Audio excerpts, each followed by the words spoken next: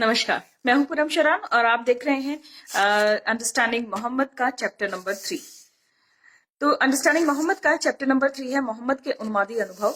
और जो लोग मेरी इस सीरीज को फॉलो कर रहे हैं उनसे ये गुजारिश है कि कृपया वो चैप्टर फर्स्ट से शुरू करें।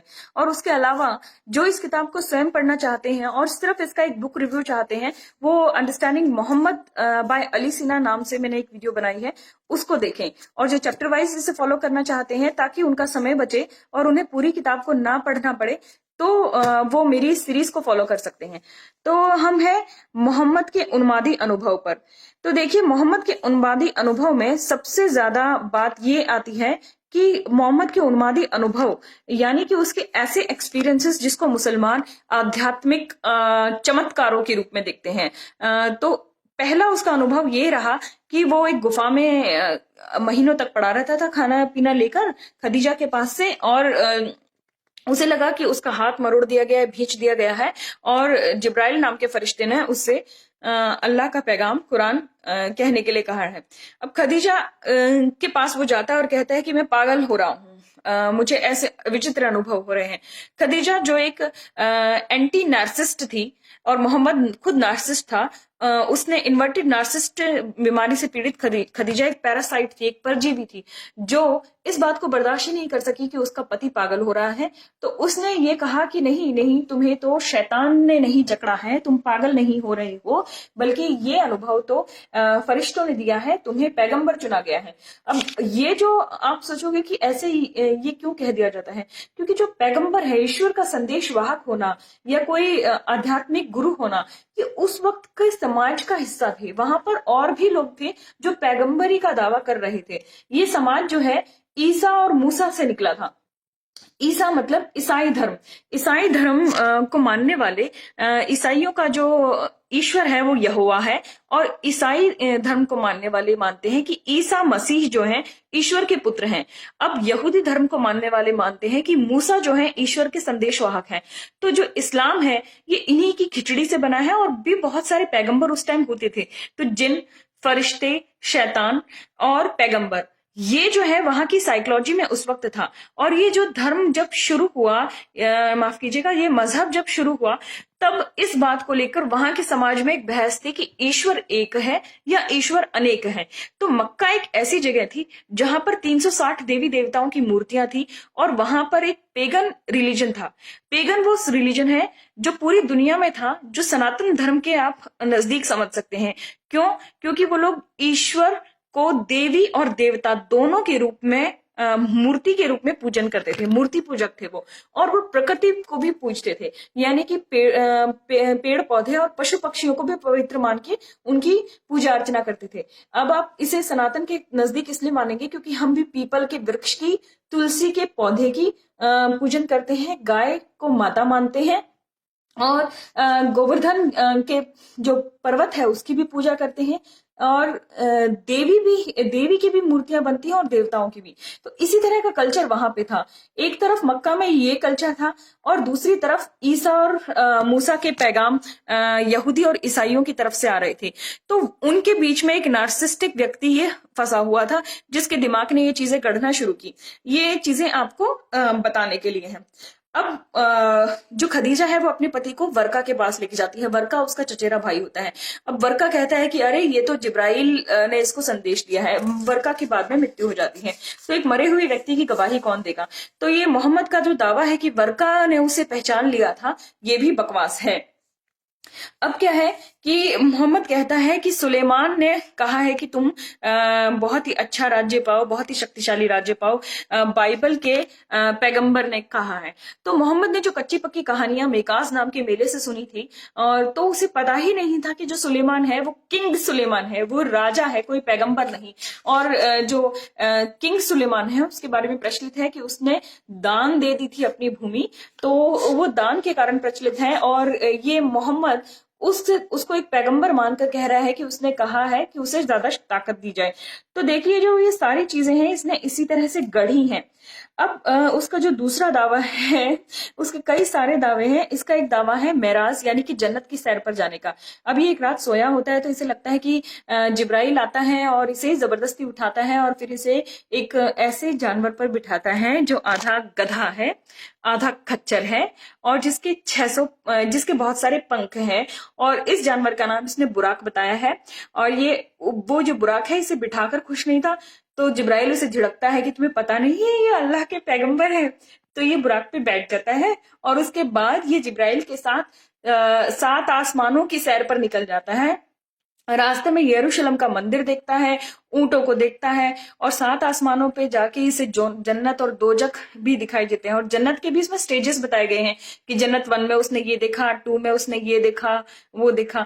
तो अब ये कहता है कि जन्नत में जो औरतें हैं जो व्यभिचार करती हैं उनके साथ ये सुलूक हुआ है और सारे मोमिनों को जन्नत मिली है और सारे काफिरों को दोजख मिली है और काफिरों को दोजख में जलाया जा रहा है। तो जो मुसलमान है कोई कर्म का क्राइटेरिया नहीं है, किसने क्या एक्शन किया है उसका कोई रिएक्शन नहीं है। जो मुसलमान है उसको जन्नत मिल रही है और वो मजे कर रहा है। और जो मुसलमान नहीं है, मुसलमान का मतलब ही है मोहम्मद पे विश्वास करना, तो जो मोहम्मद पे विश्वास नहीं कर रहा है उसे दोजख मिल रही है। तो हमारी दोजख पक्की। तो अब फिर इसने महिलाओं के लिए कहा है कि जो महिलाएं अपने पति के प्रति वफादार नहीं है उन्हें स्तनों से लटकाया जाएगा। इसने बहुत विचित्र कल्पनाएं की हैं। असल में इसकी खुद की बीवियां इससे जो है इसके साथ प्रति वफादार नहीं थी। उसका कारण था, ये आगे आपको पता चलेगा। तो अब इसके आत्महत्या वाले ड्रामे पे भी आते हैं। ये जो नार्सिस्टिक व्यक्ति होते हैं ये मर नहीं सकते, आत्महत्या नहीं कर सकते क्योंकि ये बहुत पहले ही मर चुके होते हैं। इन्होंने अपने आप की इतनी आत्म प्रवंचना, आत्म मुग्धता और इतनी आत्म पूजा की होती है कि अपने आप को ब्रह्मांड का केंद्र मानने लगते हैं। तो जो अपने आप को ब्रह्मांड का केंद्र मानने लगा है वो क्या मरेगा। तो ये ड्रामा करता था कि ये 2 पहाड़ियों के बीच से कूदने वाला है, लेकिन जिब्राइल इसे जाके बचा लेता है। अब एक ऐसे व्यक्ति जो खुद को अल्लाह का संदेशवाहक या पैगंबर बता रहा है वो आत्महत्या करने की कोशिश क्यों करेगा। असल में इसके दावे भी जो दौरे हैं वो बीच बीच में कम हो जाते थे। ये ऐसे व्यक्तियों का संपर्क भी छूट जाता था जो ईसाइयत के बारे में और यहूदी धर्म के बारे में कुछ जानते हों। तो जब इसे नई कहानियां नहीं मिलती थी तो ये डिप्रेस हो जाता था कि अब मैं अपने अनुयायियों को क्या सुनाऊंगा। टेम्पोरल लोब एपिलेप्सी 1985 में इंटरनेशनल लीग अगेंस्ट एपिलेप्सी ने टेम्पोरल लोब एपिलेप्सी नाम की बीमारी को परिभाषित किया। मिर्गी के दौरे को असल में परिभाषित किया लोकल लैंग्वेज में। और मिर्गी का जो दौरा है वो प्रत्येक 1000 में से इन्होंने कहा है 5 या 10 लोगों को होता है। अब मिर्गी के दौरे भी अलग अलग तरह के होते हैं। कुछ को अवचेतन कर देते हैं, मतलब बेहोश कर देते हैं, कि किसी की जाड़ें भीज जाती हैं, आंखें निकल आती हैं, शुगर लेवल लो हो जाता है और मुंह से झाग निकल आते हैं, पेट में मरोड़े उठती हैं, अलग अनुभव होता है। कोई पूरी तरह से बेहोश हो जाता है, कोई बेहोश होकर भी बेहोश नहीं होता क्योंकि उसकी आंखें खुली होती हैं। तो मोहम्मद को जब इल्हाम यानी कि अल्लाह का पैगाम आता था तो उसका शरीर कुछ इसी तरह से रिएक्ट करता था। लेकिन उसने अपने अनुयायियों को मूर्ख बनाया कि मुझे कोई स्पेशल पावर्स हैं। ऊपर से ऐसा नहीं है कि उसके समय के सारे लोग मूर्ख थे।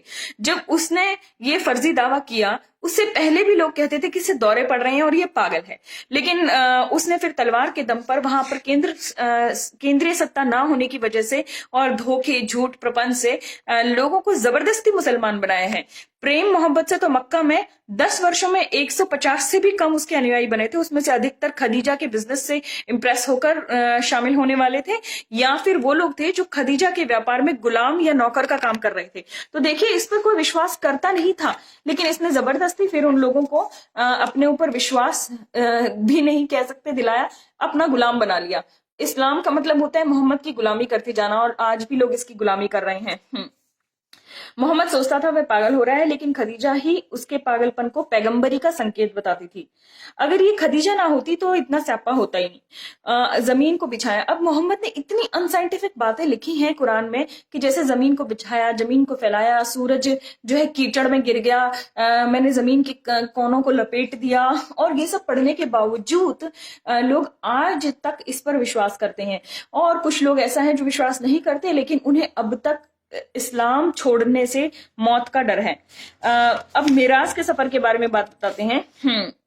जुमेराज है, इसने जब इस जन्नत के बकवास सफर का दावा किया कि एक बुराक नाम की गधी पर बैठकर कहीं चला गया था और यरूशलेम का इसने मंदिर देखा, तो मोहम्मद के इस दावे को सुनते ही उसके बहुत सारे अनुयायी मुर्तद हो गए। मुर्तद मतलब त्याग देना, इस्लाम को त्याग देना। तो उस वक्त भी लोगों ने इस्लाम को त्याग दिया था, लेकिन बाद में इसने मुर्तद हुए लोगों को मार डाला या और इसने कहा कि जो इस्लाम छोड़ेगा उसके लिए मृत्यु है। टेम्पोरल लोब एपिलेप्सी के इसमें लक्षण बताए गए हैं। जो बीमारी है हाइपरग्राफिया, जरूरत से ज्यादा लिखना पढ़ना, हाइपर रियलिस्टिक, जरूरत से ज्यादा धार्मिक होना, क्लिंगिनेस, चिपकू प्रभाव, यानी कि अपने इमोशनल वैक्यूम को भरने के लिए ज्यादा से ज्यादा लोगों से संबंध बना लो, लोगों से चिपके रहना, ज्यादा अनुयायी इकट्ठे करना, क्योंकि ये लोग आत्मसंतुष्ट नहीं होते हैं। यौन संबंधों में विकृत रुचि, इस तरह के जो लोग होते हैं वो जरूरत से ज्यादा लोगों से यौन संबंध बनाते हैं। और नपुंसकता आ जाना, क्योंकि टेम्पोरल लोब एपिलेप्सी की जो बीमारी होती है, मिर्गी के दौरे जो है वो आपके पूरे शरीर पर प्रभाव डालती है और इससे इरेक्टाइल डिस्फंक्शन यानी कि लिंग की शिथिलता नाम की बीमारी हो जाती है। इसी की वजह से मोहम्मद की बीवियां तो सैकड़ों थी, लेकिन बच्चे बहुत कम थे। वो बच्चे भी खदीजा से ही हुए। जब तक वो 35 वर्ष का हुआ तब तक ही वो बाप बन सका, उसके बाद वो कभी बाप नहीं बना। एक मारिया नाम की गुलाम थी, जो कि उसकी पत्नी की नौकरानी या गुलाम थी। मारिया से इसका एक बेटा इब्राहिम माना जाता है, लेकिन ये भी माना जाता है कि इब्राहिम नहीं था इसका बेटा। इस जो इब्राहिम है वो एक ईसाई व्यक्ति का बेटा था, जो कि उसके मारिया के पास आता जाता रहता था। तो इसकी पत्नियों के या इसकी महिला साथियों के जो विवाहेतर संबंध या इसके अलावा जो संबंध थे, उसके कारण भी ये महिलाओं से बहुत चिढ़ता था।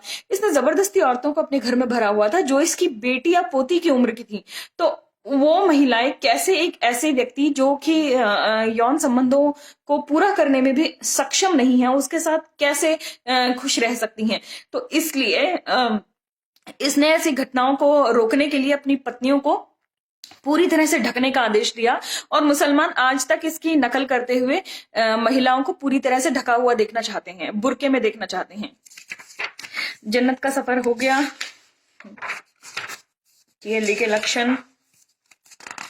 मोहम्मद कभी कभी सच उगल देता था। देखिए 100 झूठ बोलने के बाद भी दिन में एक बार तो मुंह से सच निकल ही जाता है। तो इसने कभी कभी, अगर रीडिंग बिटवीन द लाइंस कहा जाए, तो इसने कभी कभी ऐसा कहा भी है कि वो बकरा है। तो जैसे कि खराब घड़ी भी दिन में 2 बार सही होती है। तो इस तरह से ये व्यक्ति झूठ पर अपना ये ड्रामा रच रहा था, जो आज तक चला आ रहा है, जो दुनिया का सबसे बड़ा स्कैम है। तो ये जो है, लेकिन कभी कभी ये भी सच बता देता था। मोहम्मद के रहस्यमय अनुभव का मूल, अब ये बहुत ही इंटरेस्टिंग है। एक स्नायु मनोविज्ञान यानी कि न्यूरो साइंटिस्ट है माइकल परसिंगर। माइकल परसिंगर ने क्या किया, उन्होंने एक 80% लोगों के दिमाग की जांच की। उसने क्या किया कि 100 लोगों को एक कमरे में बिठाया, एक हेलमेट बनाया, जिस हेलमेट में हल्का करंट छोड़ा जाता था दिमाग पे, हल्का और तेज करंट। आपको पता होगा कि दिमाग पर बिजली के झटके लगाए जाते हैं आज भी पागलपन के इलाज के लिए। ये शुरुआती इसी तरह से पता की गई कि इनको ऐसे अनुभव कैसे होते हैं। सामान्य लोगों पर ये करके देखा गया। तो जब दिमाग पर उनके झटके लगे, उनका राइट ब्रेन से लेफ्ट ब्रेन का कम्युनिकेशन और कोऑर्डिनेशन खतरे में आ गया, उसी वक्त ऐसे लोगों को धार्मिक अनुभव हुए। उन्हें तेज आवाजें सुनना, रोशनी दिखाई देना, धार्मिक आकृतियां दिखना, किसी को मोहम्मद दिखना, किसी को जीसस दिखना, किसी को मैरी दिखना, ये इस तरह की चीजें हुई। तो इसका मतलब जो है कि आध्यात्मिक अनुभव जो है वो दिमाग की जो ग्रंथियों की छेड़छाड़ से भी होते हैं और दिमाग में करंट लगने से भी होते हैं। और जो टेम्पोरल लोब एपिलेप्सी की बीमारी होती है उसमें दिमाग को विद्युतीय यानी इलेक्ट्रॉनिक झटके लगते हैं। तो देखिए, अब आपको लगेगा कि किसी ईसाई व्यक्ति को अगर इस तरह के झटके लगेंगे तो उसे कभी भी भगवान शिवशंकर तो दिखाई नहीं देंगे। तो वो व्यक्ति उन्हीं चीजों को देख सकता है, उन्हीं को अनुभव कर सकता है जो कि उसने पहले सुनी हो, पढ़ी हो या देखी हो। तो शैतान, जिन, फरिश्ते, ये वहां के समाज में पहले से ही इन चीजों का जिक्र था। इसलिए जब उसे ऐसे दौरे पड़ते थे तो उसे लगने लगा कि मैंने शैतान देखा है। वो तो खदीजा ने कहा नहीं नहीं, शैतान नहीं, यानी कि नेगेटिव नहीं पॉजिटिव है, मतलब फरिश्ता है। मस्तिष्क में अदृश्य साय का अभ्यास, इसमें ऐसे बहुत सारे लोगों के एक्सपीरियंस बताए गए हैं, जिन फरिश्ते वगैरह दिखाई देते थे और बाद में पता चलता था कि इनके दिमाग में प्रॉब्लम है। इल्हाम का बोझ न बर्दाश्त करने के कारण ऊंट का घुटनों के बल बैठना। अब एक चमत्कार माना जाता है कि मोहम्मद को जब इल्हाम हुआ, मतलब अल्लाह का पैगाम जब उस तक आया, तो उसका ऊंट घुटनों पे बैठ गया। तो मतलब ये इस बात का सबूत है कि ऊंट को भी पता चल रहा है। ये इतनी स्टूपिड बात है क्योंकि जो जानवर होते हैं उनमें सिक्स सेंस होती है। 2005 में जब श्रीलंका और भारत के समुद्र तटों पर सुनामी आई थी, तब बहुत सारे कुत्ते, बिल्लियां और ऊंचाई की जगहों पे भागने लगे थे और हाथियों ने भी चिंगाड़े मारना शुरू की गई थी। ये वहां के लोगों के व्यक्तिगत अनुभव हैं कि चिड़ियाघरों में जानवर अजीब सा बर्ताव करने लगे। तो जो जानवर होते हैं उनमें सिक्स सेंस होती है। अगर किसी व्यक्ति को दौरा पड़ रहा है तो ऊंट का बैठ जाना कोई बहुत बड़ी बात है नहीं, लेकिन मुसलमान इसे भी एक चमत्कार, मौजा के रूप में देखते हैं। अब डिवाइन इन्वेंशन नाम की किताब जो है life of Philip K Dick लेखक ने की है। देखिए, फिल के डिक नाम का एक व्यक्ति था जो कि 54 वर्ष की अवस्था में मर गया था और उसे 1928 में वो पैदा हुआ था और उसने अपने जीवन पर आधारित कुछ किताबें लिखी हैं। असल में वो इसी बीमारी का मरीज था। उसके अनुभव जो है मोहम्मद के अनुभवों से बहुत मिलते हैं, माइनस रेप एंड मर्डर्स, चेली के अन्य मामले।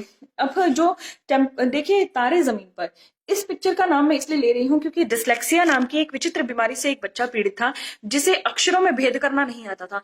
लेकिन क्या था कि वो बच्चा चित्र कला में माहिर था। ऐसा जरूरी नहीं, उसमें बताया गया था, ऐसा जरूरी नहीं कि हर डिसलेक्सिक जो है किसी न किसी चीज में माहिर हो।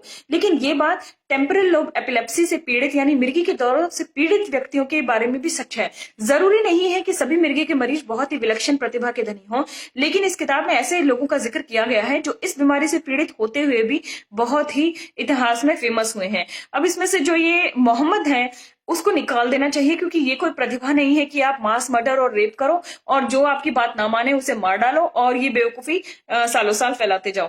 खैर, मुझे तो नहीं लगता कि मोहम्मद ने भी कभी ऐसी कल्पना की होगी कि उसके मरने की 1400 साल बाद भी ये ड्रामा चलता रहेगा। ये दुनिया का सबसे बड़ा स्कैम है।